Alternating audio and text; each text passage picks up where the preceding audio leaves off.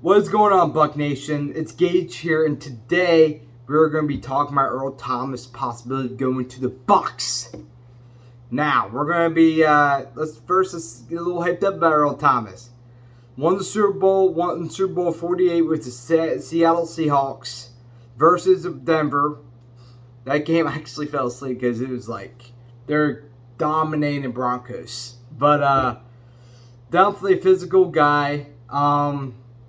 Hasn't played in 2 years, which, you know, which is going to make his suitors a little bit less big. His market's going to be a little bit smaller, especially this late in free agency. But yeah, guys, I don't see the Bucs going hard for Earl Thomas, but if he's willing to go vet minimum and he's willing not to have he's not willing to be the full-time starter or anything, I think we could definitely fit him in the defense. Obviously, our secondary, as far as safeties go, we're pretty filled.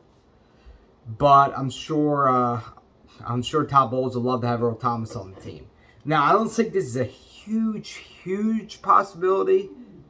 But if Earl Thomas really wants to go to the Bucs, and the Bucs are like, they probably would take him if he took vet minimum, but yeah, it's definitely a risk because Earl Thomas, as you know, the reason why he's let go by the Baltimore Ravens is because he got in a fight with their safety Chuck.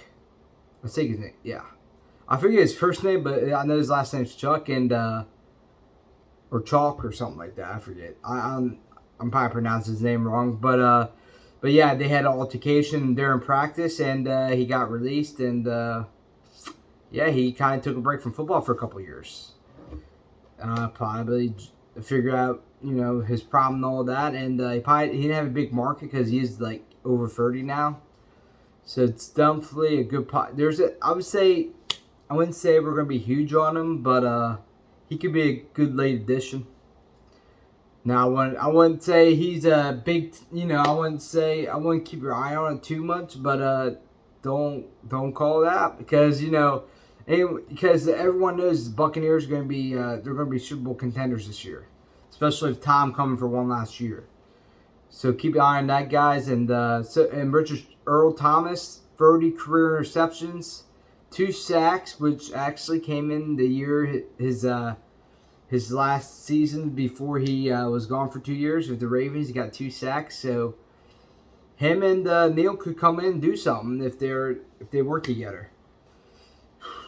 And yeah, but keep an eye because I think I heard I heard they're very interested in Earl Thomas, so I could see that happening. The funny thing is he wanted to go to Dallas originally. They just didn't sign him. And he signed a big contract to the Ravens, which I think at the time was a smart move because the Ravens were top dollar back then, but they're not as much anymore. But they're always that competitive team. But anyway, guys, Earl Thomas, I think I feel like it'd be overkill to get him because I feel like our secondary is phenomenal, but our cornerback room needs a little work. I think in there a veteran like Sherman should come back in there, but Earl Thomas, he is one of my favorite safeties. You know, definitely, I loved his play.